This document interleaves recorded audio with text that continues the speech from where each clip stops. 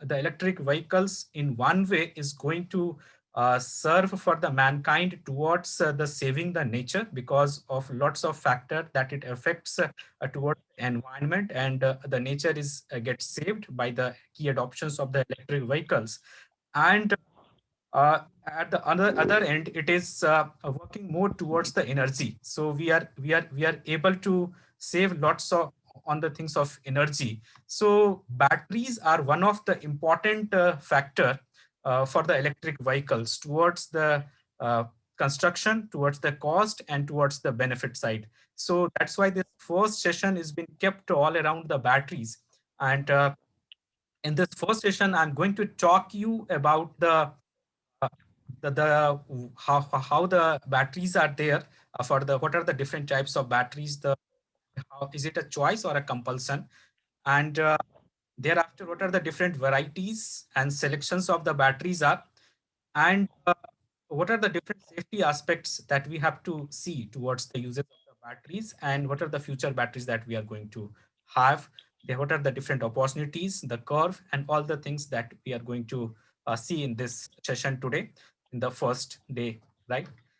So, uh, though we have various vehicles, various type of automotive devices all around us, but still electric vehicle is picking up very fast, not only in one part of the world, but in all the part of the world. This is the same story, and we have the people connected from most of the part of the globe. So I just want to know in one line that what it leads to the evolution of electric vehicles, what it leads to the adoptions of electric vehicles, what it leads for the to the governments that they are focusing much and much on the electric vehicles rather than their other uh, types of vehicles. Can anyone just guess to the chat windows? So to find the alternate solution for like diesel petrol vehicles. Okay, one thing is that alternative to the fuel cells, right? That's what you, yeah. Mr. Kundan says it is alternative for non-renewable resources. Himanshu says it is to eliminate the pollution. Yeah, that's a key thing. And energy saving, great. To get down the pollution, great. But so Pranay says it is per kilometer cost will be very less and pollution less, great. So these are the key adoptions things. So we just if we just summarize, so it is the environment is one of the biggest factor that we are able to save on the environments. Secondly, we are able to save towards the non renewable sources we have, because those sources which is based on the fuel cells are very limited in nature. We don't have much availability, and in the limited part of the globe those fuel cells are available. So that's why it is a kind of consideration that the policy makers are focusing. And secondly, that so these are the factors which is leads to the evolution of the electric vehicles. And secondly, what there is one more question I have for you, that what it leads to, like there are the automotive vehicles like the car, bus, and all these, or two-wheelers, all these things are. But nowadays in electric vehicles, you are seeing up that lots and lots of startups are coming up. Maybe one of your friend, or maybe many of you have also started making the. How many of you? Before that, I just asked that how many of us who are connected today are already into the electric vehicles domain doing something. How many of us are today connected who are in the already in electric vehicle domain? I just want to know. Just great, Mr. Arjan, you are in EV domain already working. Anyone else? Okay, Mr. Chandrasekhar. Yeah, yeah. Okay. Good. So we have people over here who are already working in the AV domain. So what it leads to, the common availability, what it leads to the newer entrepreneurs to enter into the electric vehicle domain, the newer entrepreneurs you know that the fuel cell vehicles are selling like anything, like the two-wheelers, the fuel cell two-wheelers or fuel cell cars. All those are selling like anything, but people are not entering into that, and people are entering into electric vehicles, which is a thing of a future. So what it leads them to enter into this new, even if now the sales are very less. I was just looking for a data today, and if you have also gone through that, the last year data has been released, that how many number of electric cars have been sold throughout India. So Tata Nexon have come to the top of that, and it is almost around 2,500 vehicles. The Nexon electric vehicles have been sold throughout the India, and in the last, I think it is the Hyundai Kona, it has come 2529 is the exact data. So 63% market the Nexon electric is picking up. So you see that there are it must have been that millions of cars, the other when the fuel cell cars must have been sold, and only 2,500 2529, only that much number of electric cars have been sold by Tata Nexon. And so right now you see that the numbers are less. I'm talking specifically for India, and similar scenarios in other parts also, if you see the percentage wise. So right now the electric is a little, the sales you see is a little lesser, but we know that there is a future. And what the thing that has made available to the people in the electric is the availability of technology. So actually, EV is creating a technology disruption into the market, and that's how we are everyone. You, and lots of who are technology enthusiasts, people are entering into it, and can get a good command over it, and can give a good competition to the companies who are already into this domain, this automotive domain. Like the same thing that has happened in the LED market, maybe if you are it carefully, or maybe the same thing that has happened with most of the technology-driven markets, like in camera, like the camera has been become obsolete. The film cell camera have been obsolete, and you have mobile phones. Same thing has happened in the LED market, that the bulb makers or the tube makers have gone obsolete if they have not shifted to the LED designs. Same thing is going to happen in this electric vehicle market, where if the vehicle manufacturer is not shifting towards the technology, definitely losing a good percentage of his market, and he will get a good threat from the common mass, because the technology is commonly, because of the mechanical parts, which is a big hindrance for the people to manufacture, is a lesser in a way, and that will make all of us to make our own vehicles. And many of you, I'm sure that many of you have been trying at home also, maybe making just e-bicycle or e-scooter also, because of the technology disruption available.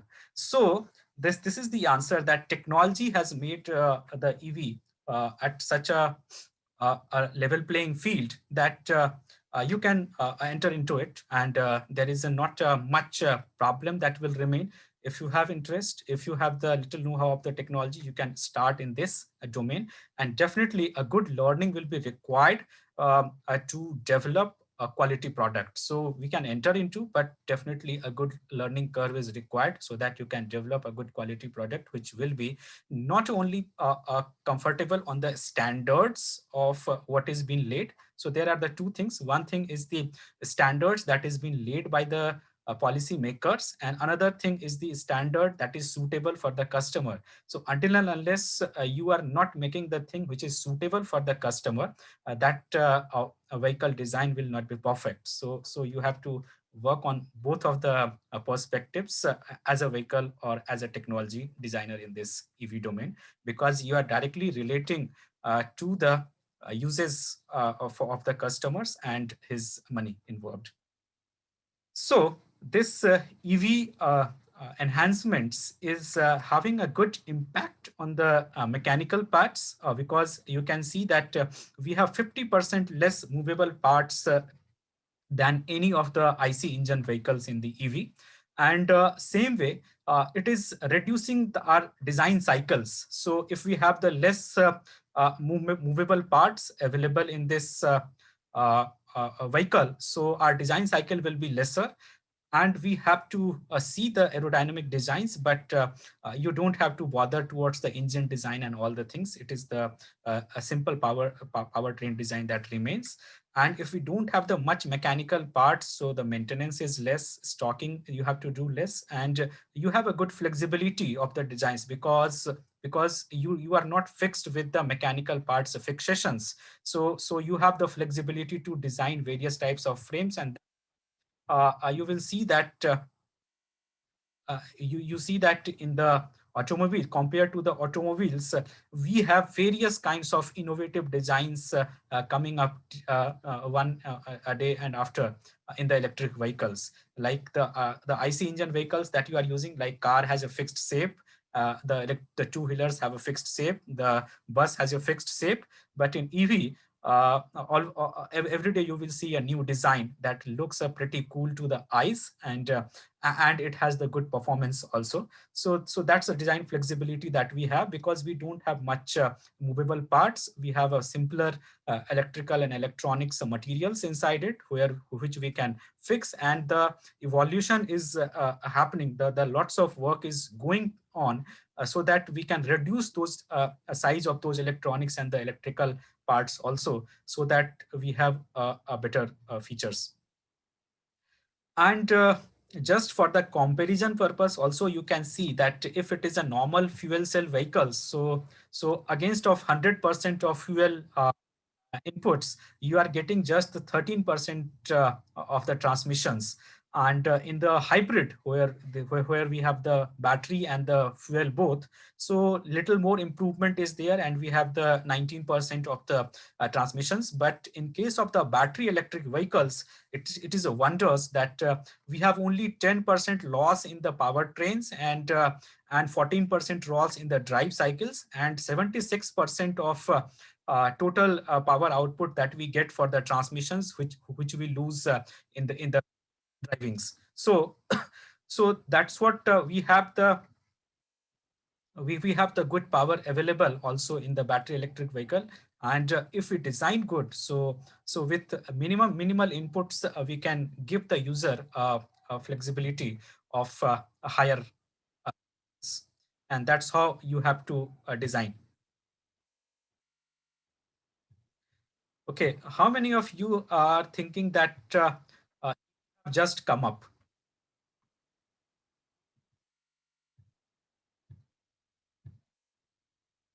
Many of you have, how many of you are thinking that EV is just 10 years back or 15 years back vehicle?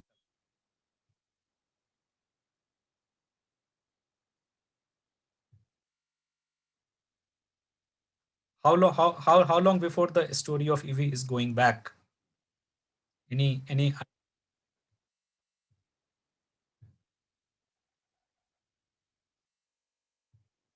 last 3 years? Okay, Mr. Pranash says it is last 3 years story. What about others? Let's keep it an interactive session. I'm not going to give marks for any of your answers. It is just a know-how, and that will keep me awake. Okay, Mr. Himanshu says it is great. Mr. Harihara says it is 19th or 18th century. Yeah, around 7 years. So different views. Okay, and yeah, EV cars. Okay, we have good participation. So sure, in this session, I'm going to cover that thing also. So sure, thank you for your answers. Most of you have picked up the things really well, that it is not a new thing. And where does we have impact from the EVs? So it is not only the it is not only the air quality, it is not only the environment where we are looking at. So it has all the impacts on the social sectors, on the environmental, and on economic. Environmental, we have discussed that we have the green energy uses, and we have the green energy emissions also. So our air quality is improving day by day, and that's what you have felt also, like last year, the 2 3 years of lockdown has made most of the air cleaner in most of the parts of the world. And if the EV would have been implemented, so we could have seen those sites for a longer durations. But alas, that has not happened because we don't have the much adoptions of EV yet.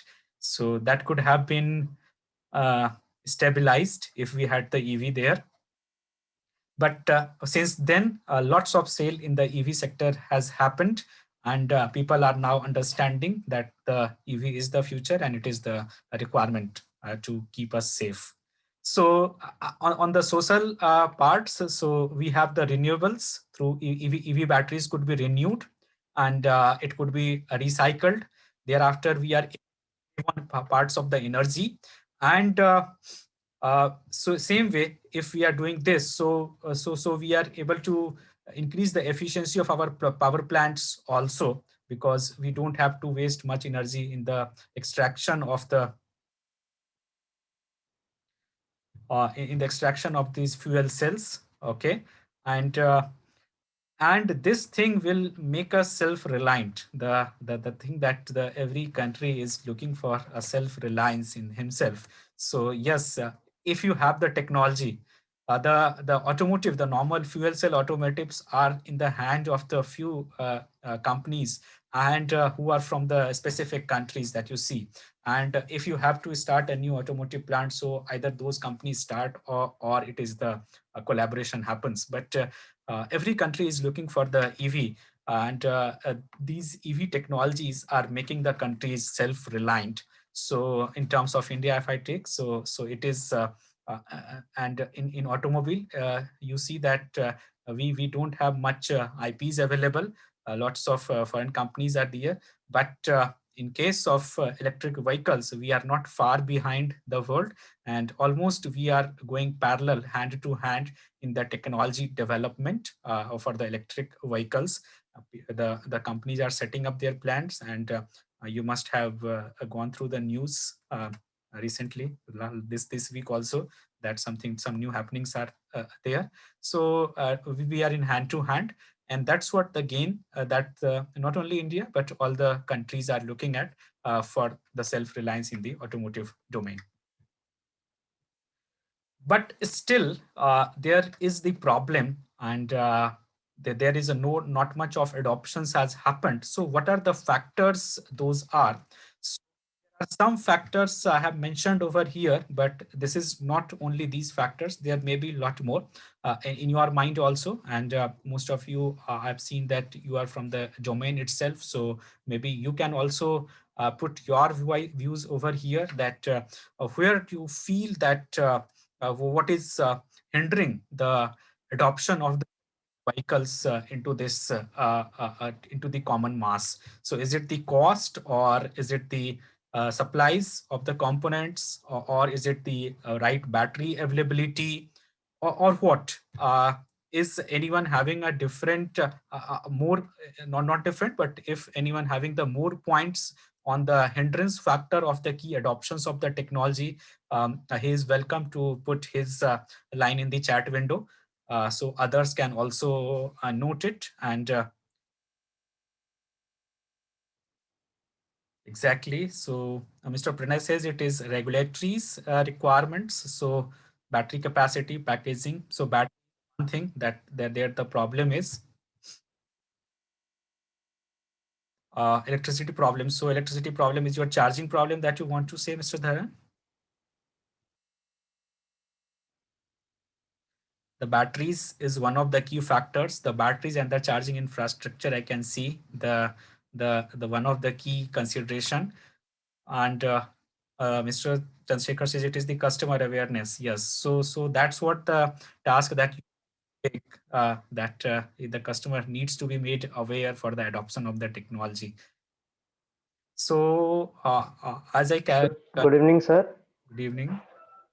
Sir, there is also one factor which affect this electric vehicle, that if we put a heavy weight on a vehicle, then its speed gets decreased, and Yes, yes, exactly, exactly. So, so what is the plan to overcome this?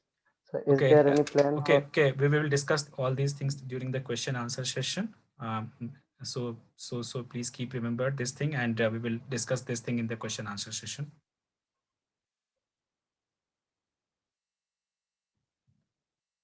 Okay, so batteries, thereafter the awareness, thereafter the charging infrastructure problem. So all these things that that is the factors that you have mentioned, apart from the things that I have mentioned over here, and the efficiency and efficacy. The because of the in the fuel cells, you can see that it is almost the density and the capacity, the energy capacity is very huge, like in 9 kilowatt per kg is density capacity for the petrol vehicles. But in case of a battery electric vehicles, we don't have that much thing. And if we see it on a logarithmic scale, then we are able to compare it. If you will see, if you will compare these on a linear scale, you will not be able to find also that where the battery energy capacity is. So we are having very less capacity in the battery, but the technology enhancements are going on, and people are working on that how we can increase the energy density of the batteries also. Or but it will never be comparable. I want to think that it will never be comparable for the fuel cell vehicles, but still how we can make efficient our consumption levels, how we can make efficient our uh, I can say that the motors, the controllers, so that more and more energy so that more and more range we can achieve through the less energy density also. Like for an example, if we have if we are using a battery pack which is giving us a range of say maybe 250 kilometers for an example, and my target is to achieve like 300 kilometers. So whenever you would be selecting these battery packs, the technology that for the battery pack you are selecting, so your if your target is to achieve 300 kilometers, so maybe you are having the 250 kilometers range, so your motor controller can work on, and the motor controller can be compensated to make you achieve the target of 300 kilometers. But if you have selected the battery pack of just for a range of 100 kilometers or maybe 150 kilometers, then the motor controller won't be also be make you able to achieve the target of 300 kilometers. So that's what the one thing that remains always while selecting the battery packs, and that thing always remain a factor, because on the petrols or fuel cells, you go to the fuel cell stations and your tanks got filled up in just few minutes. But if this calculation has not happened properly, so maybe you have to wait for the battery chargings for an hour or even higher if you have not pre-booked. And right now, as you mentioned here also, that we don't have the good charging infrastructure. So that's what the feel of the vehicles and the convenience that people want to get with the help of his own vehicle, that gets lost. And that is again a good transition problem that remains, and that's why the electric cars have not picked up at the places where we don't have the good charging infrastructure, because there it requires the good calculation and the kind that you have to give to the user so that he has a smooth journey. So uh, uh, so battery is a bigger factor. The battery and the charging system is a bigger factor for this electric, and we have to give the user uh, a feel of or a confidence, I can say, the range anxiety, because because of that, normally what happens that the user uses almost the vehicles for like 20 kilometers, 30 kilometers, or 50 kilometers. Very few of them goes beyond say 50 kilometers or 60 kilometers in a day using his EV. But once he goes to purchase the vehicle, he always see that can it go to 300 kilometers or 400 kilometers, because this is the mindset of the people. This is the range anxiety problem that is called. Though we don't often use that much range, but we purchase the things, or we look after the things where the we have the good range of the vehicles. So there some model needs to be developed if you are in the EV domain. So there you need to develop some model where you don't increase the cost of the vehicle, because if you are going to solve the range anxiety problem, so you have to increase the battery efficiency, you have to increase the battery capacity, and further that will increase the weight and the cost of the vehicles.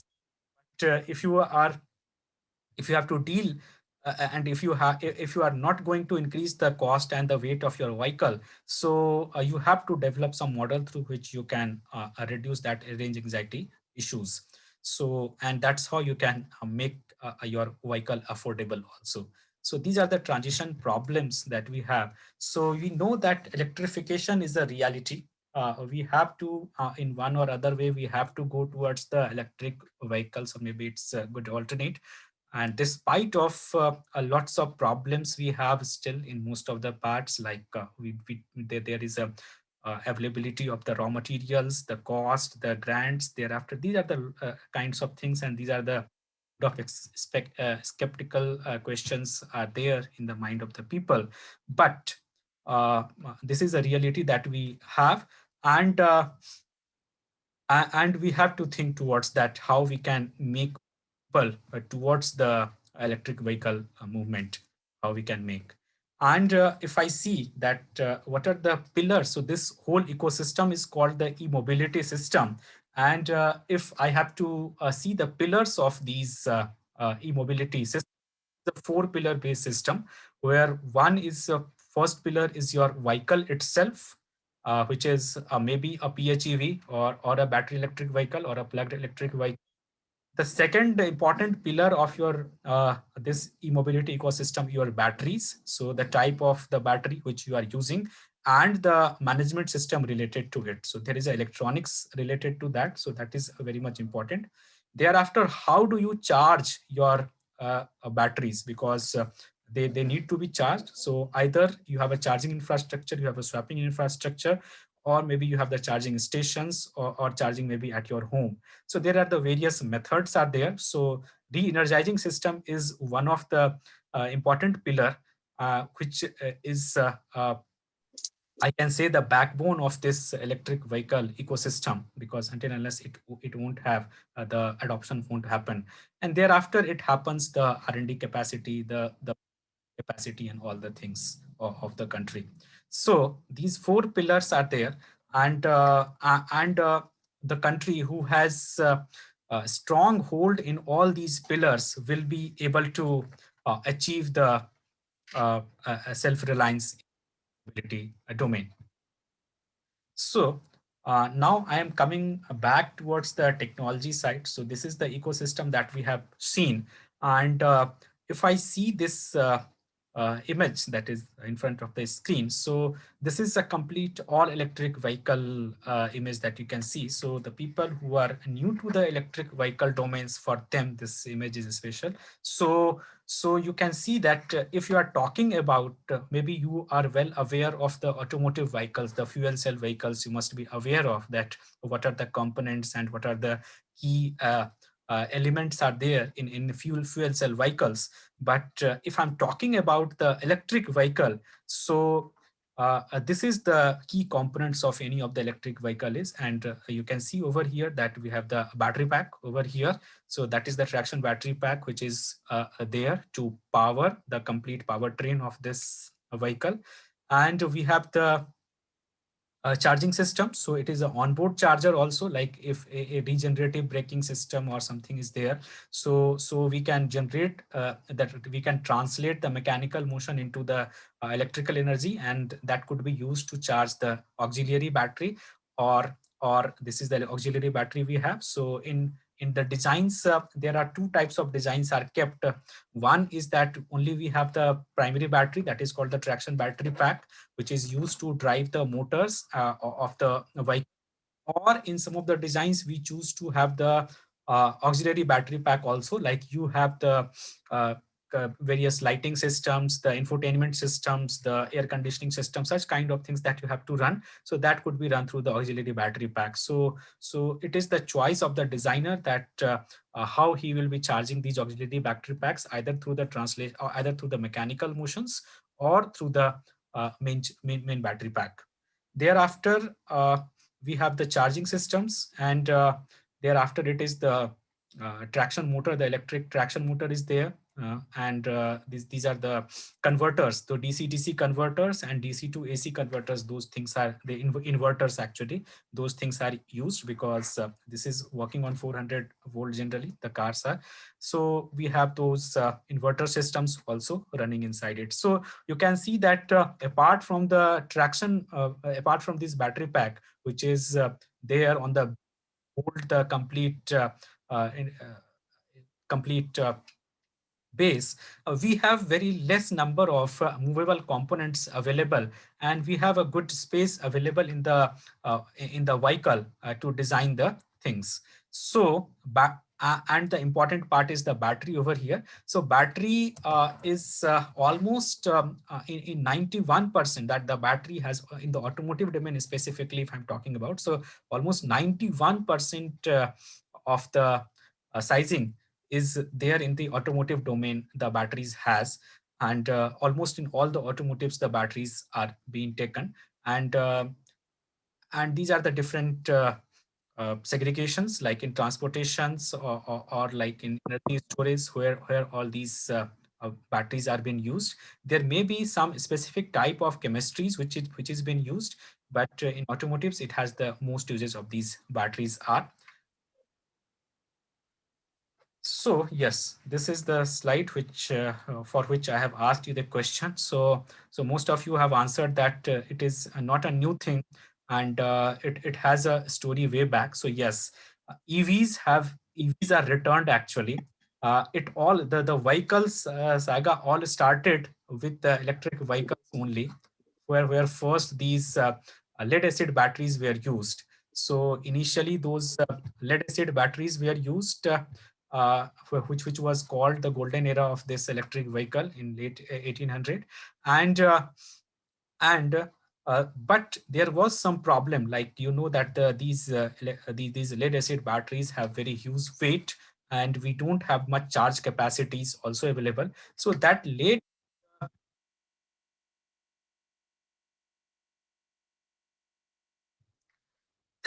to the okay.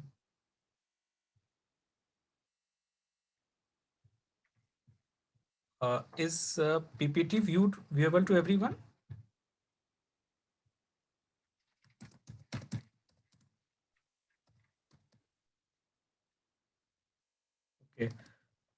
Okay. Okay, Mr. Pranay, then it might be issue at your end.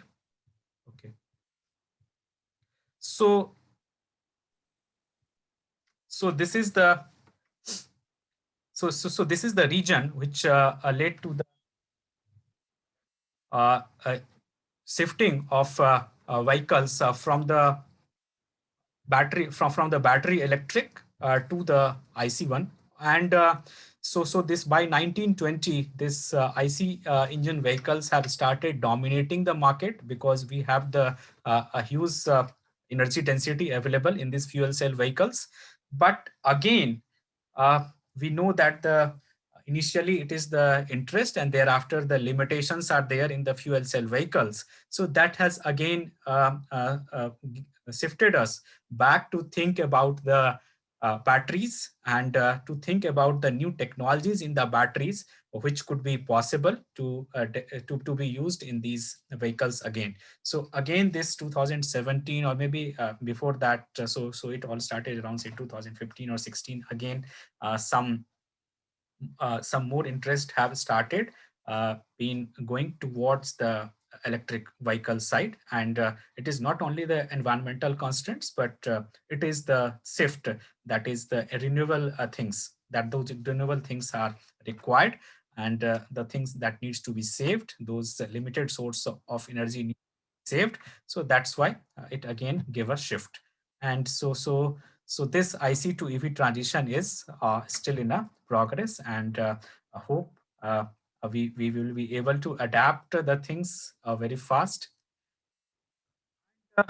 In EV, you can see that so we are using the batteries, and as I was talked about that we have a very less losses in the case of the electric vehicles, and that's why it is a good choice of the vehicle. So it is the detailed description of that. So against of that 100% of inputs of the batteries, we have almost 10% of loss in the powertrain, the motors, which you are making available for the driving of the vehicle.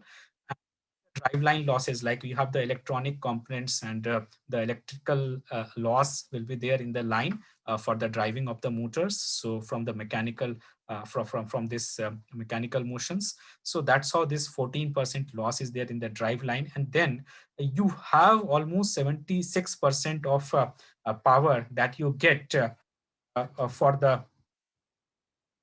the driving of the vehicles, and where you choose to lose around your, and it is the that you should have, like once if you are designing the vehicles, so you should also calculate this thing that your percentage should be remaining in these parameters, and these are the standard parameters that has been drawn, that your design, like you will be designing the vehicle, so the aerodynamic design should be so that it should not lose beyond 29% of the capacity of the vehicle in the design, like the drags or anything that is happening to your vehicle not lose energy more than this capacity through your designs. Thereafter, through your braking systems and the rolling systems. So these are the percentage that is a loss that we have. Okay, coming back to the batteries. We are seeing that now it is being shifted towards the uses of the batteries for the vehicles. What are the different types of batteries we have available in this for uses in our vehicles? So it all starts with the lead acid batteries, and maybe many of your applications or maybe the first vehicle you may have made. So maybe you have used those lead acid batteries, or the dry cell batteries. Those are. So how many of you have made the your first electric vehicle using the lead acid batteries? Anyone of us have made any electric vehicle using the lead acid batteries, or all of you have started with the lithium ions only? Okay, Mr. Narela Sai has made. Okay, great.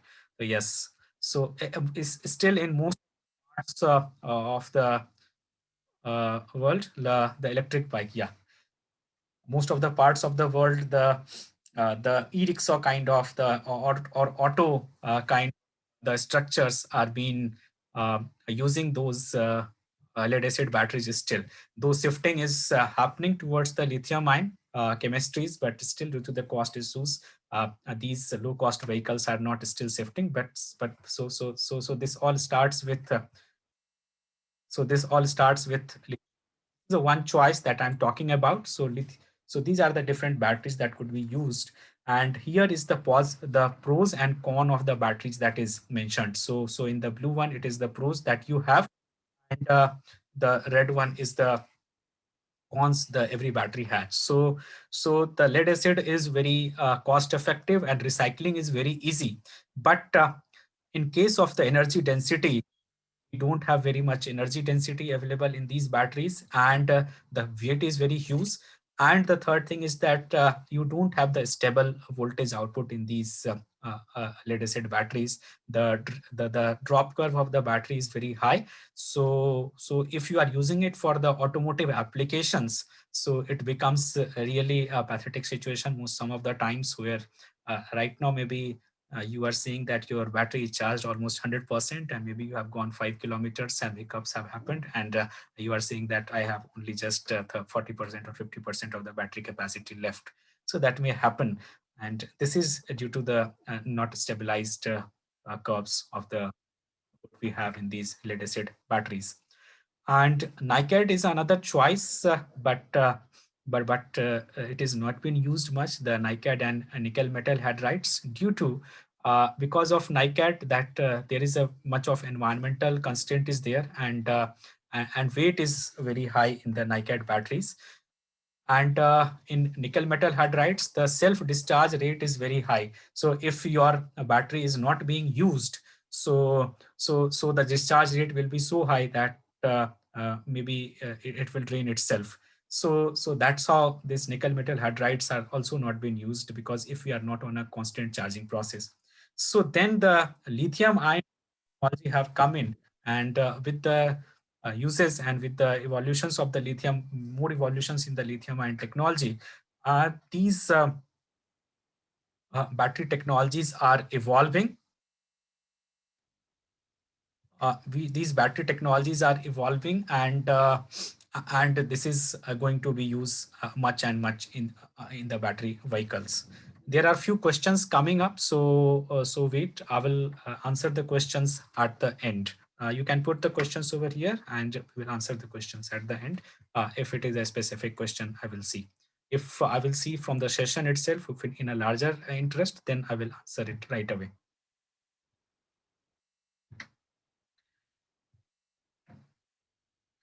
And there are few other technologies, other future technologies are people are working on. So these are the lithium airs, or maybe the other kind of lithium chemistries people are working on. So these are the different battery choice we do have in the electric vehicles, and people who are new to electric vehicles can take a note of this, that what are the different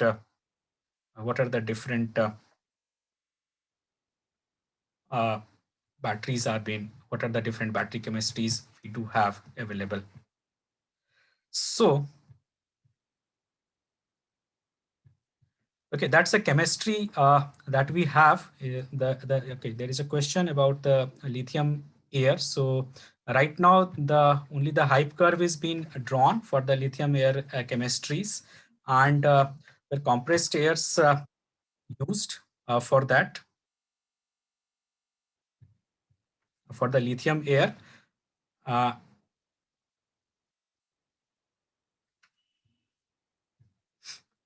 okay, so lithium is why the lithium is going to be a better electric vehicles, due to the reason of there are two things, that we have the better energy density available in the lithium vehicles. So this is a comparison that you can see over here, that compared to the other chemistries like the lead acid, the NiCads and nickel metal hydrides, the lithium batteries have a higher volume energy density and the mass energy density, both is higher in that case.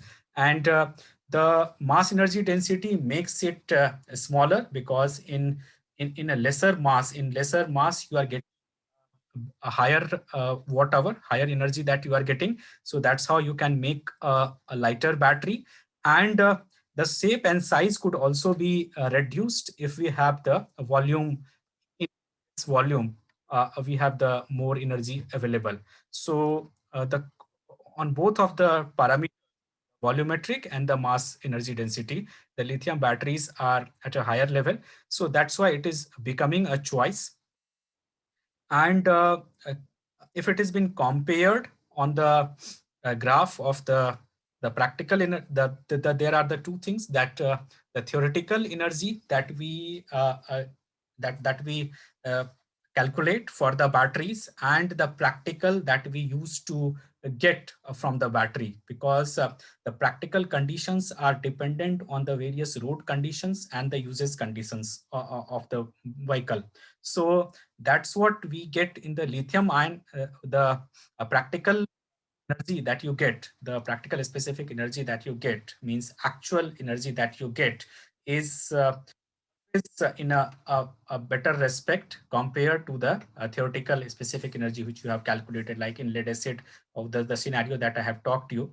that maybe it is possible due to the voltage curve and due to the specific energy nature that theoretically you have calculated that your range could be maybe 50 kilometers, but actually once you have started your vehicle, you are getting the 10 kilometers or 20 kilometers of a range. So that's the difference is there, and that will remain the difference because there are the theoretical calculations that those are made based on the chemistries available and based on the standard conditions. And once you go out on the road, so the road conditions changes, the temperature conditions, the vibration conditions, and the usage conditions changes, and you have different practical specific energies available. So that's what the comparisons, if it has been done. So lithium ion is again on a better perspective. Almost the similar thing which has been discussed in a previous slide. So the new slide also tells you the same thing. And here it tells about the cost also. So lithium ion is compared to the other chemistries, lithium ion is at a higher cost compared to the other one, but the efforts are going on, and the cost is going to be lowered. But if you see towards the a total of energy cost that for the vehicle, so there the lithium ion, you will see that it is on a comparable stage that we have. So in your lithium ion battery packs, those lithium ion battery packs are made of the uh, individual cells. So those cells are arranged in a series and a parallel manner. You can see that. So these lithium ion cells that we use, so there are the various chemistries that we have available in these lithium ion cells. So either the lithium NMC, those are the nickel manganese cobalts. Thereafter there are the LFPs, the lithium iron phosphates, thereafter the LMOs, LTOs. So there are the different chemistries of the lithium. There are the different types of chemistries are being amalgamated with the lithiums, and the new chemistries are made in this lithium ion technology. And I think I have the list over here. Yes, we have the list over here. So and specifically, if you see that uh, it is the almost 3.7 or 3.3, like our voltage level higher in the case of lithiums. Like if it is the lead acid, so only 1.2 volt that we have, or 1.4 volt that we have in the lead acid. Compared to the lithiums, we have these 3.7, 3.3, or even higher, 4.2. That's the voltage level that we have. And the there are the silicon batteries chemistries people are working on. So there we will have the 5 volt as the voltage level of the batteries. So if we have the higher voltage levels of individual cells, so we will be using less number of cells in the series. And if we have the current capacity also higher, so it will reduce the number of cells in the parallel for making of the any of the battery pack. You must be knowing that like if I have to make a battery pack of say like 36 volts, so you have to divide 36 volt or a 10 ah, maybe 10 ampere, 10 ah, the capacity of the battery pack that you want to make. So you have to divide your cells in series and parallel arrangement, and you have to divide the cell capacity. Like you have the available 3.6 volt cells available, so the 36 would be divided by 3.6, and you have to arrange in the series. The basic calculations from the electronics I'm talking about, most of you must be knowing that. So and same way the is multiplied in terms of arrangements, and the current is multiplied in terms of the parallel arrangement. So you have, so for making of the any of the battery pack, you have to arrange these cells in a series and a parallel manner. So if I see the internals of the battery pack, so it is the first cell we have, and these cells are the monocells. It is made up of cathode and anode, and there is a separator material in between. and the ions move throughout, so that the charging of the battery pack, so charging of the cell happens through the movement of the ion. And that's what the best thing that is with the lithium ions also. Like in the other chemistries like lead and all, we have the movement of the solid metal objects during the charging process. But in case of lithium ion, what happens that move from one end to another end, and and the solid metal doesn't move. So this is the, that's how the degradation is also a very happens very slow. That's how the life of the lithium ion cells are at a higher level. We have these internship programs also on the lithium ion battery pack. So where we make you learn more in detail about that, how these lithium ion cells are there inside, and how the charging and all these processes are there. So you can get more info about that, can ask us about the program details and we can send you them. So there the things are there. It is just the battery pack that I'm discussing over here. So it is the separator material is there, cathodes and anodes, and thereafter using those mono cells. So individual cells are used to stack in a series and a parallel manner, and we make the cell out of that. So the multiple series and parallel arrangement of the cells make a module, and these modules have the BMS system, the individual system, and those electronics are used to manage the discharging of the cells. So it is the lithium ion cells are not discharged on its own. There is a complete management balancing is used for the discharging and charging of the cells. And this is a one module. So if you have the lesser requirements, maybe you can work with only one module. But like I'm talking about a battery pack of any four-wheeler or maybe the bus or anything, so then similar such kind of many modules are used, are arranged in a series and a parallel manner to achieve a higher voltage level. So maybe you are making a 48-volt modules and or maybe 40-volt modules, and then you are arranging them in a 10 series so that you can achieve a 400 volts. And again, we have a BMS system. So these are the individual BMSs, and those individual BMSs are communicating to each other, because here the single BMS is the battery management system is taking care of the cell banks, I can say. And here the every cell bank is managed by the individual BMS it has, and then another BMS which is connected with the powertrain system, so that takes care of the management of these individual BMSs. And nowadays, in earlier, right now, earlier we have these CAN protocols running for the management of the these communications in these individual modules. But now it is the ISO SPI is a preferred one protocol, which has been used for the communication of these individual modules of the BMS. So because of the because cost effectiveness uh, and the less resources requirement. So ISO SPI is one of the best choice that is happening for of communications.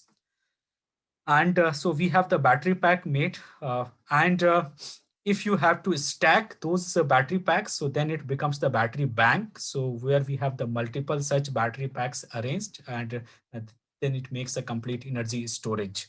So till now, battery pack, it remains for a portable applications for vehicles, and once it goes towards the battery the storage, so then it is used for a backup systems or a storage system. So this is how the a single cell level to the storage system, our journey of the battery pack goes around.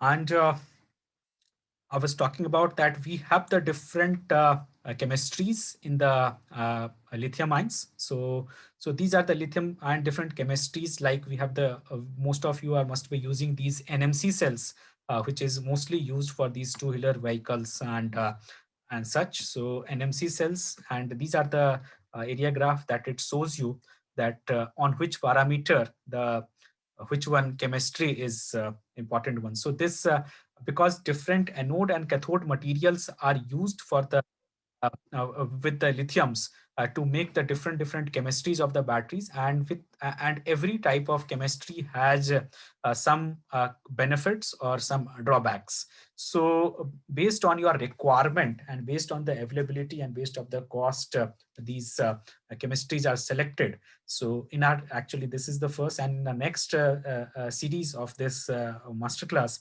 again I will be letting you know about the selection of the right cell for your battery pack, like for which you may have different use cases, and for which use case which type of chemistry that you will be selecting, and which type of chemistries, and what should be the capacity of your battery pack. So how do you calculate and simulate it? So that will be covered in our next of the session. So this is dependent upon the pros and con available with this, and different companies are using the different, like some of them are using the NMC cells, and you must be seeing these LFP cells also in demand. So depend on the availability and depend on the marketability, these type of things are being used. Right now what is happening that generally it has been suggested that NMC cells should be used for the two-wheeler applications, and due to the nature that it has a high specific energy, and the life and the cost factor is also convenient for the NMC cells. And in LFP we have the less specific energy, and discharge rate is also higher. So that was the problem, that the LFP cells. But if you see that nowadays the LFP cells are coming up, the manufacturers are making these LFP cells with huge amount of specific power, the energy density, the huge amount of energy available, so that even if the NMC cells are available in like 6 Ah capacity, so these LFP cells are made available at say maybe 20 Ah or 25 Ah or 30 Ah of capacities. It is made available, so that even if it discharges, it has a higher discharge rate than NMC cells. So even if it discharges, it will be remain comparable to these NMC cells. So that's what the kind of design is also becoming more popular in the battery technology. So every day some new happenings are going to be there in the market. So nothing is constant in this battery technology domain now, and you have to keep looking for the different choices and different types of evolutions in the battery chemistry that is being made by the manufacturers, and you have to remain aligned with that. So these are the different chemistries and most common chemistries right now. Can anyone figure out that what are the most common battery chemistries we are using as of now?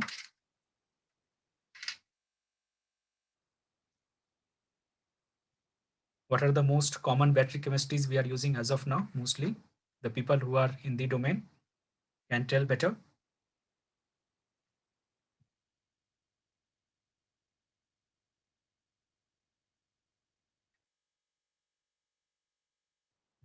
Okay, Mr. Abhijit, this is the lead acid. I'm talking about in the lithium ion domain. Like lithium ion is a bigger, like lithium ion is called an umbrella, I can say. And in that lithium ion, there are the various chemistries are available, and I have just put all such chemistries which are used in the lithium ion technology on this, and these are the different comparisons that it over here. So if you go into the market, so mostly it is either the NMC or LFPs you will find most of.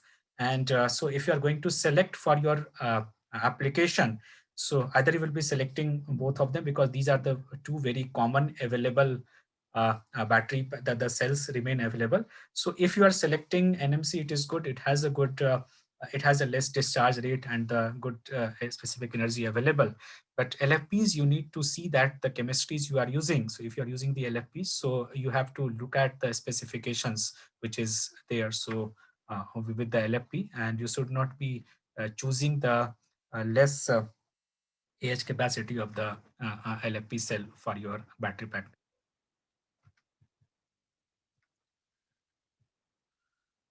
Related to the temperatures and all the things, so there are the some factors affect the lithium ion battery packs. So what are those factors? So as we human have a specific temperature range, we are most uh, see I can productive remain in the range of these 15 degree or 35 degree, in not much heated and not less cold. So our product is in this range. Same way the lithium ion also has a desired temperature range. So that's why I have put it like, are they human? So as human feel good in this temperature range. So this is the same for the lithium ion battery packs. And from here, actually, it is a requirement of these, uh, the, I can say the heat management for the battery packs, and the thermal run, and it should not happen the thermal runaway kind of conditions. So the heat management factors for the lithium ion battery packs are very much important, that remain with the designs. And due to this reason, because once we go beyond the temperature ranges which has been defined, so our degradation of the the cell life starts, and it is constantly feeding the rate of your battery pack. So as the temperature will increase, the life of pack will decrease. So if you are selecting it for your battery pack designs, so you have to look after the heat should not go beyond a certain range, and all the measures that you should take care while designing the battery packs for this thing. Same way, there is a C rate is there in the cells. So every cell is there with a C rate. So that's the maximum capacity through which you can discharge that cell is measured through the C rate. So like your battery pack is of a 6,000 6,000 mAh or 6 Ah capacity, and that much you can discharge in a 1 hour that cell. So that will be called the 1C rate of your cell. And so C rate is defined as the rate at which you can charge or discharge your battery. And this is and as you will there is there in this lithium ions that you can have a huge discharge in the C rates. Like generally it is the 2 C rates with the NMCs are there, but in we can go up to 25 C rates also with the LFP cells. LFP cells have huge C rates, and we can go up to 25-30 C rates also for a smaller duration. The time is also defined. So once you will see the data sheet of the batteries, it is mentioned over there that how much C rate that you can discharge this cell. So if it is there, so if you are using the huge higher C rate for your cells to discharge, so it will lessen your battery life. And that is a factor that's which is working in a just opposite direction. Same way is the, and DOD is there in the battery pack. So these are the terms that you must have gone through one or more of the time. So SOCs describe you that how much the charge there in your battery pack, and the DOD defines you that how much you have discharged. And it is never suggested the 100% DOD rate, and to live the good life of the battery pack, almost 20 to 30% but the charge remain. Because if you discharge it completely, so it will make it will make the do not read the voltage levels again, and your cell will go in a disbalanced state. So that's why it is always suggested to have at least 20 to 30% of charge level remaining. So 80% or 70% of DOD is good enough for the design of the battery packs to stay healthy. And as the as you will have a constant DOD. So like in the graph that you can see that we have a different 50%, 60% and 100% DOD rates. So as you will be having more DODs, so your cycle life of your cell will also be decreasing, and it decreases almost exponential ways some of the times because of the because maybe in the beginning you have a good hold of the chemistry, so you will not feel about it. But once the degradation, the aging of the cell starts happening, so your cycle life of the cell will also be degrading very fast if you are using the 100% of the DODs. So this is a factor which affects the life of the battery pack, the SOCs and DODs. And it is the safety aspects that we have to talk. So the safety aspect is very much necessary. So as the temperature is there, same way there are the uses conditions of the lithium ion cells are there. So what it happens that generally it is the temperature failure that make the battery pack to go bad. So it starts with the once the temperature starts increasing, and you keep the battery pack in the same temperature conditions for a longer duration, you don't have the heat management techniques. So the battery failure starts happening, and then the material because we have the separator materials. We have the separator materials. So materials. Can you please mute yourself, Mr. Krishnamurthy? And in the third happens the thermal runaway process. So before the cell goes into the thermal runaway process, we have to make the process of protection. So the safety aspect that we have to look at. So the battery should have the enough oxygen, the heat should remain mitigated, and so that it doesn't become a, a case of a scenario like a fuel cell vehicle has, like the catching of the fires.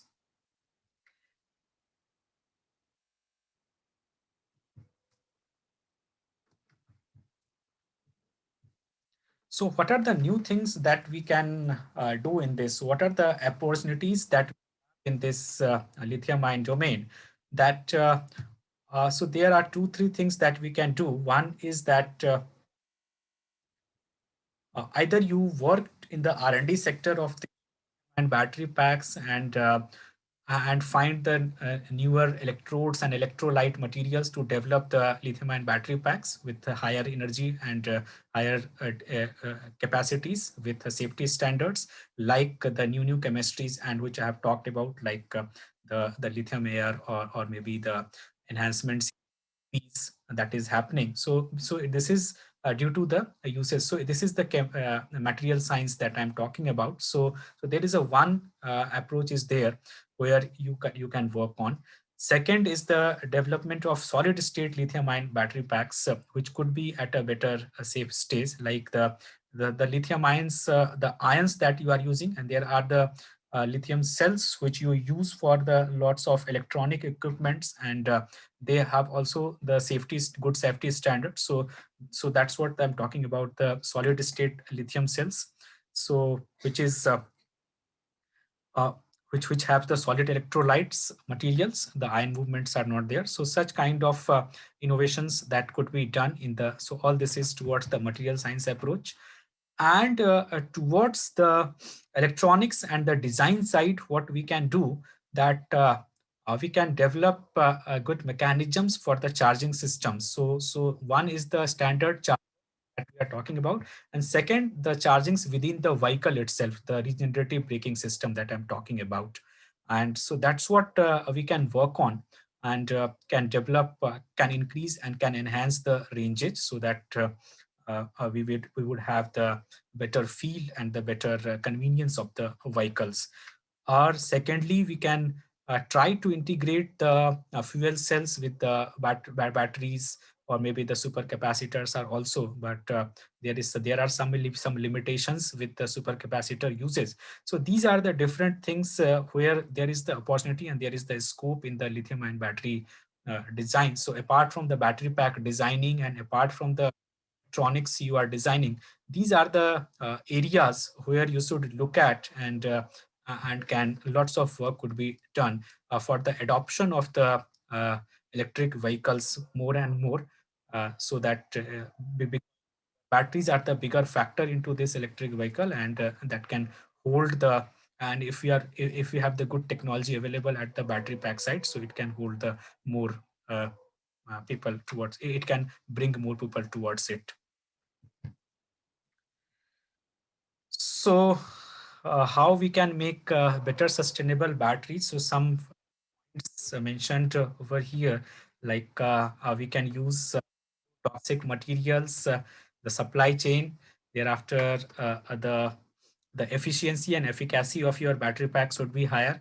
The materials which you are using for the battery pack designs should be recyclable and reusable, and and the energy density should be higher. So because if we have the good energy density, so definitely it will increase the life cycle, and the battery pack will be at a higher stage. So that's what the thing that we will be having. And so that's towards the talk of the in the first session, towards the talk of the battery packs, what we require, what are the things which are available, and how we can make the things better in this lithium ion battery pack systems better. So that's what the talk that we had today. And we are in our next of the session, we are going to talk about the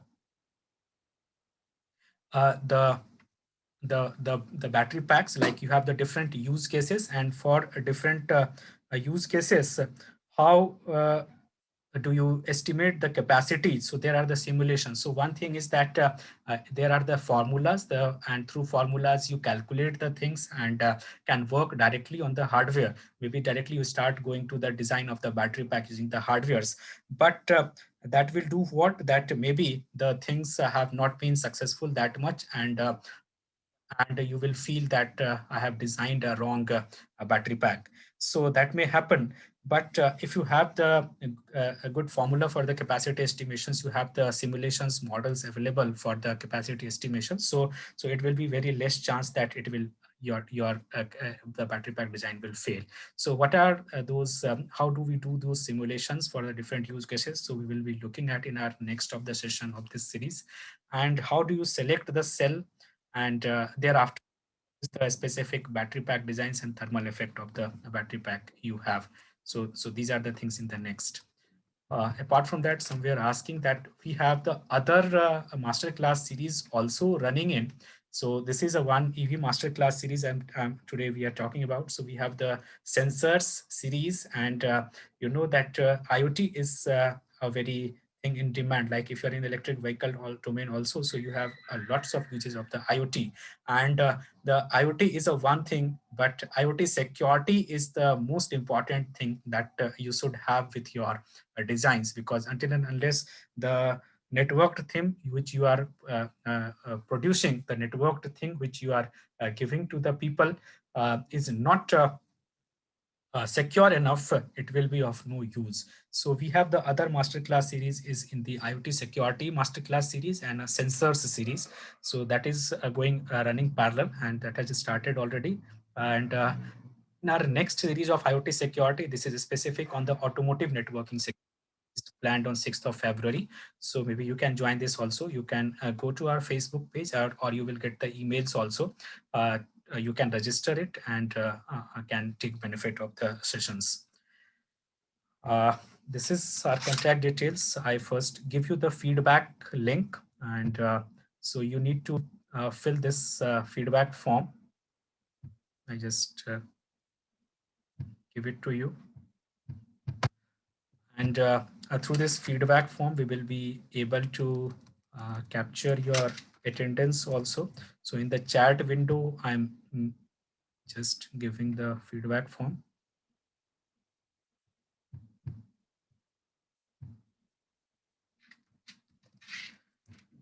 Yes.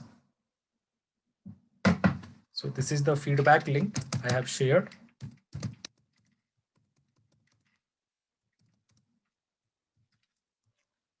You can fill up the feedback form, and we can have more inputs from you for our future sessions, and it will be marked for your attendance and for certificate generation purpose also. Our